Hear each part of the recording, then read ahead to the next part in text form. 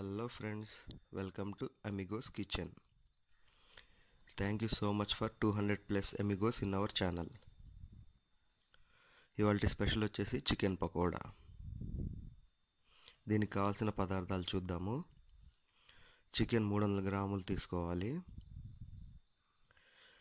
2 tea spoon అల్లం వెల్లుల్లి paste, 1 teaspoon garam masala, ఉప్పు మీ రుచికి తగినంత, కారం 1 టీ స్పూన్, మొక్కజొన్న పిండి 3 టీ స్పూన్లు, మైదా 3 టీ స్పూన్లు, తెల్ల కోడిగుడ్డు సన 2 కోడిగుడ్లకు సరిపడా తీసుకోవాలి.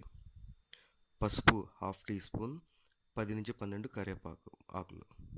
ముందుగా మ్యారినేషన్ ప్రాసెస్ చూద్దాం. ప్లేట్లో చికెన్ తీసుకొని మీ రుచికి తగినంత ఉప్పు వేసుకోవాలి. ముందు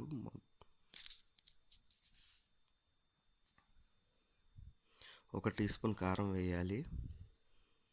ఇందాక తీసుకుందాం మనము అల్లం వెల్లుల్లి పేస్ట్ ఉంది కదా, అది 2 టీ స్పూన్ వేయాలి.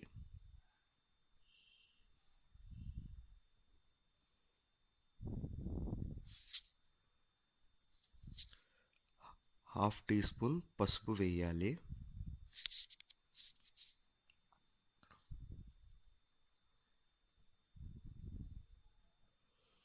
మూడు టీ స్పూన్ల మైదా తీసుకున్నాం కదా, అది ఇప్పుడు వేసేయాలి. 3 టీ స్పూన్లే వేయండి.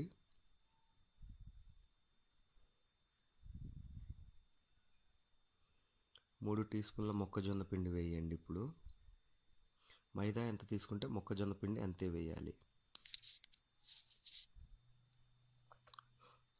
1 టీ స్పూన్ గరం మసాలా వేయండి.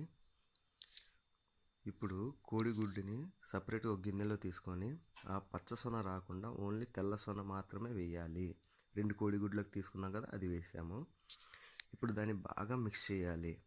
ఇలా బాగా చేత్తో మిక్స్ చేస్తే ఏమవుతుందంటే మనకి ముక్కలకి పడుతుంది.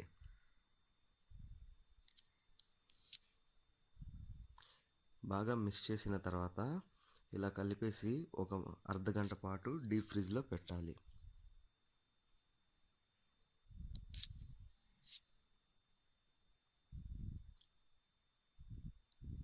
డీప్ ఫ్రిడ్జ్లోంచి తీసిన తర్వాత కరివేపాకు వేసి ఒకసారి కలుపుకోవాలి.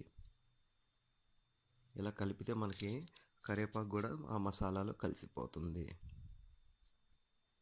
ఇప్పుడు స్టవ్ మీద ప్యాన్ పెట్టుకొని మన ఫ్రై తగినంత ఆయిల్ వేసుకొని హీట్ చేసుకోవాలి. ఆయిల్ హీట్ ఎక్కినాక చూడండి, ఇప్పుడు అది బబుల్ అవుతుంది. మనం తీసుకున్న ముక్కలు వేయాలి.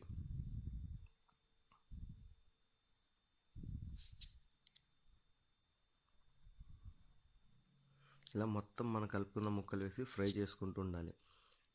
మీడియం ఫ్లేమ్ మీద పెట్టుకొని ఫ్రై చేసుకోండి. చూసారా, మనకి రెడీ అయిపోయింది.